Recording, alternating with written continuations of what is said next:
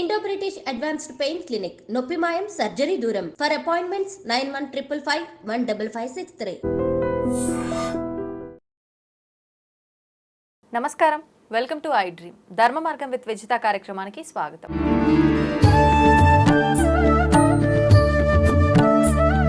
అయితే మార్గశీర మాసం ప్రారంభం అయిపోయింది. ముఖ్యంగా మార్గశీర మాసంలో లక్ష్మీ అమ్మవారికి సంబంధించిన పూజలు ఆరాధనలు ఎక్కువగా చేస్తుంటారు.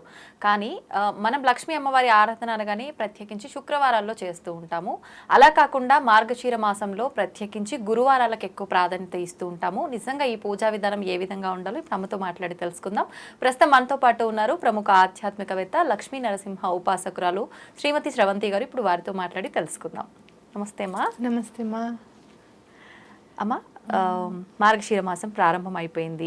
అయితే ముఖ్యంగా లక్ష్మీ అమ్మవారి ఆరాధన ఎక్కువగా చేస్తూ ఉంటారు.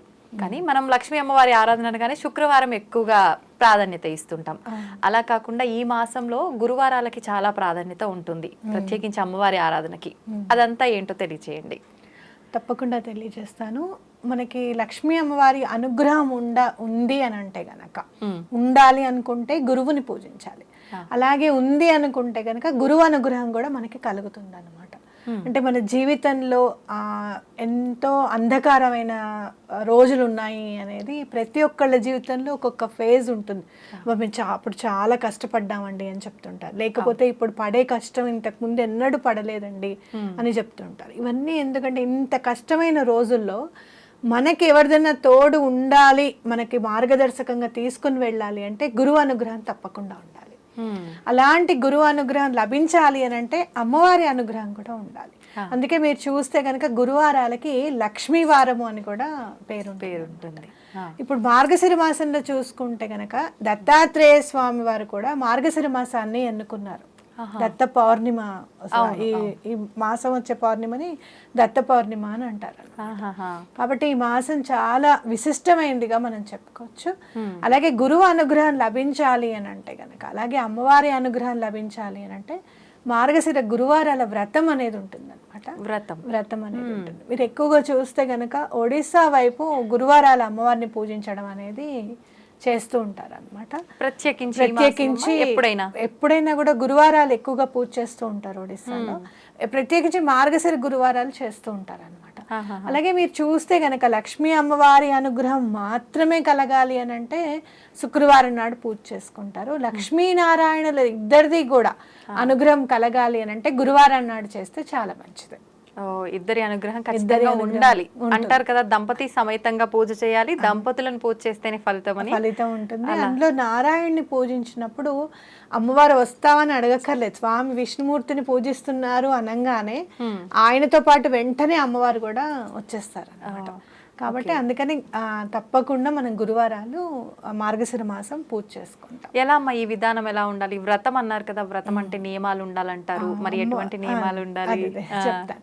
అయితే అమ్మవారు ప్రత్యేకించి విష్ణుమూర్తికి చెప్తారట, నేను గురువారాలు వెళ్ళి అందరి ఇళ్ళకి వెళ్తాను తప్పకుండా మార్గశిర గురువారాలు అని చెప్పి.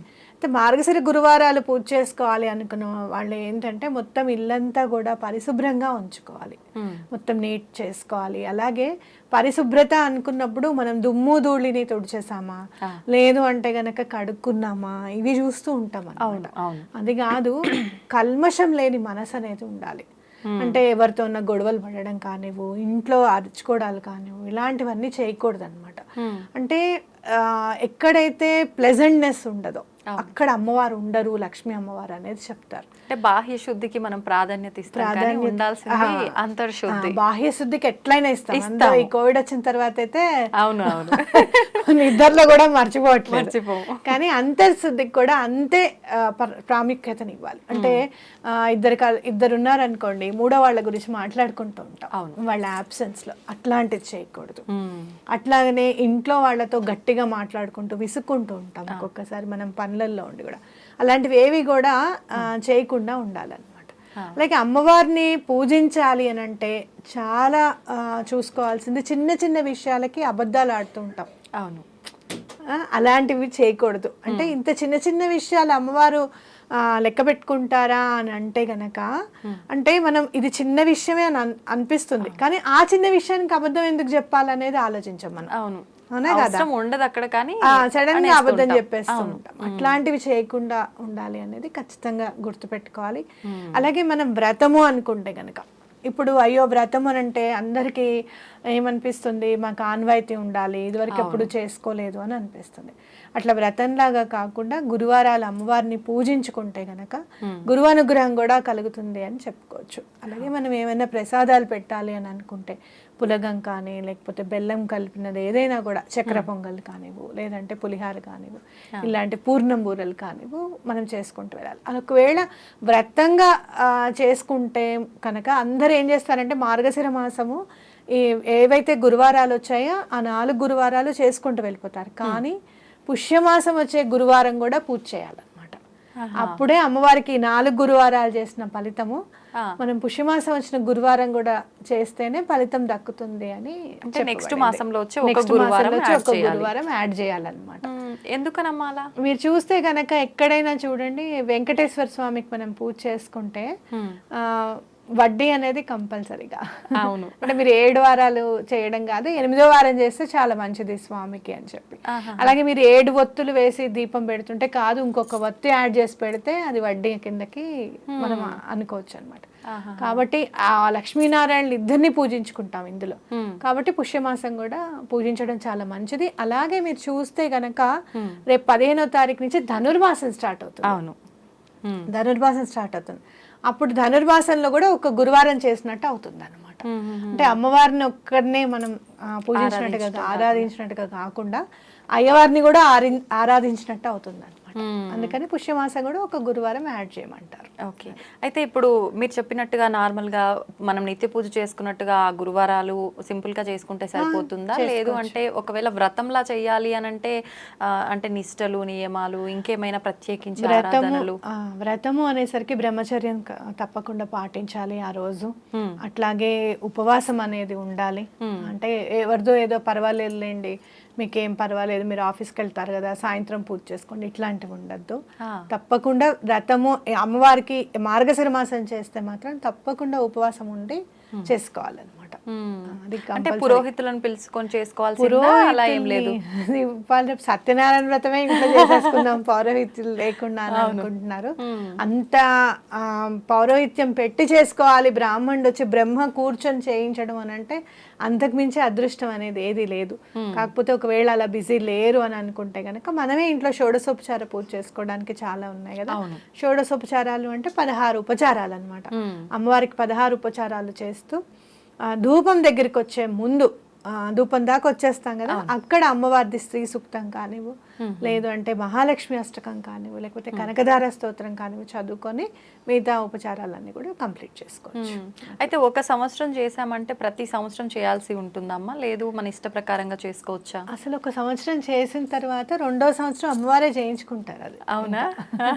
అందులో మీరు తొందరగా మీరు మనకి మామూలుగా మీరు వీళ్ళని పూజించండి వాళ్ళని పూజించండి అని కాదు. సనాతన ధర్మంలో మీరు చూస్తే గనక మహాలక్ష్మి అమ్మవారి పూజ కంపల్సరీగా ఉంటుంది. అవును, ఇప్పుడు మీకు ఇంటి ఇలవేల్పా అండి అని అడుగుతారు సుబ్రహ్మణ్యేశ్వర స్వామి. అట్లా మహాలక్ష్మి అమ్మవారి ఇంటి ఇలవేల్పా కాదా అని కాదు, ఖచ్చితంగా మహాలక్ష్మి అమ్మవారి ఇంట్లో ఉంటారు. అంటే ఏంటంటే తొందరగా అనుగ్రహించేది అమ్మవారు, లక్ష్మీ అమ్మవారు చాలా తొందరగా అనుగ్రహిస్తారు ఆవిడ. ఒక్కటి మనం ఇంట్లో చూసుకోవాల్సింది ఏంటి అని అంటే పరిసర ప్రాంతాలు కొంచెం శుభ్రంగా ఉండడం, అలాగే ఇంట్లో మనుషులందరిది ఒక మాట ఉండడం, గట్టిగా మాట్లాడకుండా ఉండడం. మీరు నడిచేటప్పుడు చూడండి టక ధన శబ్దం చేసుకుంటూ నడుస్తుంటారు, అలాంటివి కాకుండా నిమ్మళంగా ఉండడం, శాంత చిత్తంతో ఉండడం. మనం ఒక్కొక్కసారి పక్క వాళ్ళ ఇంట్లో నీళ్లు మన ఇంటి ముందుకు వచ్చినా కూడా మనం టెన్షన్ పడిపోతూ ఉంటాం, ఇదేమిటి ఇలా పారబోసేస్తున్నారని అరిచేసుకుంటూ ఉంటాం. అట్లా కాకుండా ఉంటే ఆవిడకి ఇష్టం. అవి చిన్న ఫాలో అవుతూ ఉంటే చాలు.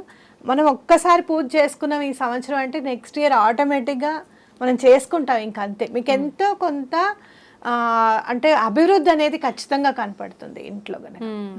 అమ్మా, ఇప్పుడు ఈ పూజ విధానం ఇదంతా కూడా ఏదో అంటే మనసులో సంకల్పం పెట్టుకొని చేసే విధానమా, లేదు అని అంటే మనం భక్తితో అలా చేసుకుంటూ వెళ్ళిపోతే సంకల్పాలు నెరవేరుతాయంటారా? సంకల్పం నెరవేరాలి అని అనుకుంటే గనక స్థిర చిత్తంతో మీరు తప్పకుండా గురువారం పూజ చేసుకున్నప్పుడు తప్పకుండా గో పూజ చేసుకుంటే సంకల్పం తప్పకుండా నెరవేరుతుంది అనమాట. ఎందుకు అని అంటే గోమాతను కూడా లక్ష్మీ అమ్మవారి స్వరూపంగానే మనం భావిస్తాం. కామధేను అని చూస్తాం కదా మనం. అట్లా కనుక తప్పకుండా గోవును పూజిస్తే కనుక సంకల్పం మీరు తీసుకుంది ఏదైనా కూడా తప్పకుండా నెరవేరుతుంది. సంకల్పం లేని పూజ అంటే ఎలా ఉంటుందనంటే భగవంతుడు అన్నీ ఇచ్చేస్తాడు అడగకపోతే. అవునా? అడిగితే నీకు అడిగింది ఇస్తాడు, అడగకపోతే అన్ని ఇచ్చేస్తాడు. అంటే మనకి ఏం అవసరమో ఆయనకు తెలుసు కాబట్టి అన్ని ఇస్తాడు. అట్లా మీరు ఏం కోరిక లేకుండా చేసుకుంటే గనక ఇంకా మంచిది. ఏది మంచిది అనేది అమ్మవారు తప్పకుండా ఇస్తారు. అయితే ఇంటి ఇల్లాలు చేసుకునేటప్పుడు తప్పకుండా సౌభాగ్యం గురించి కానివ్వండి, పిల్లల అభివృద్ధి గురించి కానివ్వండి, జాబ్ రావాలనో వివాహం కావాలనో తప్పకుండా చేసుకుంటారు. ఇలాంటి మార్గశిర గురువారాలు అప్పుడు తప్పకుండా మీకు ఇంట్లో ఏదైతే కావాలో అది తప్పకుండా మీరు సంకల్పం తీసుకుంటే విధానంగా చేసుకుంటూ వెళ్తాం కదా. ప్రతి గురువారం పూజ చేసుకుంటూ వెళ్తాం కదా. ఒక్కొక్కసారి రెండో గురువారానికే పని అయిపోయిన సందర్భాలు కూడా ఉంటాయి అన్నమాట. తొందరగా అయిపోతుంది, తొందరగా అయ్యడానికి ఉంటుంది. అయితే ఆర్థికంగా చాలా ఇబ్బందులు ఉన్నాయండి, పెళ్ళైనప్పటి నుంచి మాకు ఇలాంటి పరిస్థితులే ఉన్నాయండి అని చెప్తూ ఉంటారు కొంతమంది.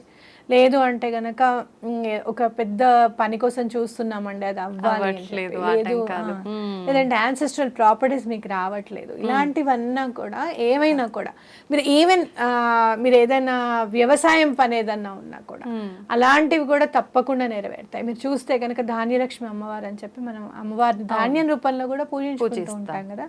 కాబట్టి అలాంటివి కూడా మీకు అవడానికి అవకాశం ఉందన్నమాట. అది అందులో మీరు చూస్తే మార్గశిర మాసము అనగాష్టమి వ్రతం కూడా వస్తుంది మనకి. పౌర్ణమి తర్వాత వచ్చే అష్టమి నాడు మనం అనగాష్టమి వ్రతం చేసుకుంటాం. అనగా దత్తుడు పక్కన అమ్మవారు లక్ష్మీ స్వరూపంగా అమ్మవారు ఉంటారనమాట, త్రిమూర్తాత్మకంగా. కాబట్టి తప్పకుండా పనులు అవ్వడానికి ఈ మాసం చేసుకునే పూజ మాత్రం 100 రెట్లు తిరిగి వస్తుంది అని ఖచ్చితంగా చెప్పుకోవచ్చు. సంతోషం అమ్మ, చాలా మంచి విషయాలు తెలియజేశారు. ధన్యవాదాలు.